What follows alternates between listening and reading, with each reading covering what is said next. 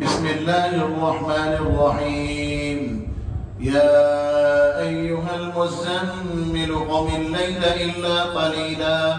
نصفه أو انقص منه قليلا أو زد عليه ورتل القرآن ترتيلا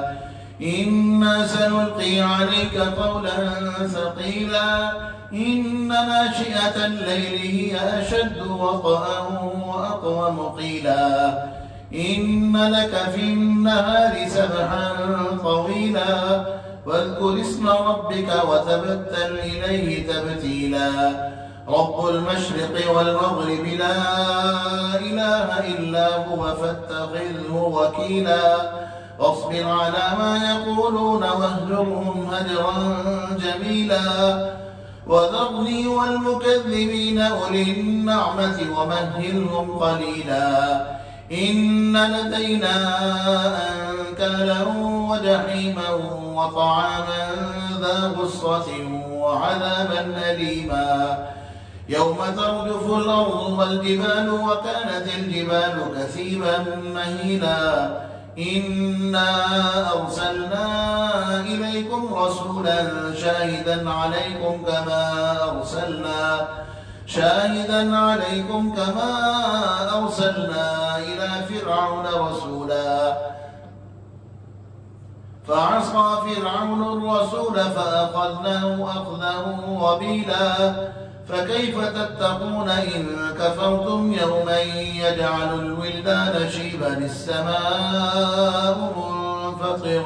به كان وعده مفعولا إن هذه تذكرة فمن شاء اتخذ إلى ربه سبيلا إن ربك يعلم أنك تقوم أدنى من ثلثي الليل ونصفه وثلثه وطائفة من الذين معك والله يقدر الليل والنهار علم أن لن تحصوه فتاب عليكم فاقرؤوا ما تيسر من القرآن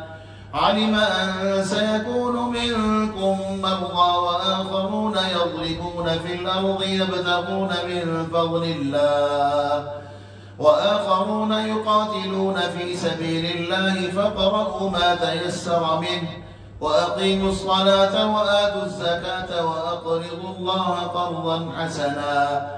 وما تقدموا لأنفسكم من خير تجدوه عند الله هو خيرا وأعظم أجرا واستغفروا الله إن الله غفور رحيم. صدق الله العظيم.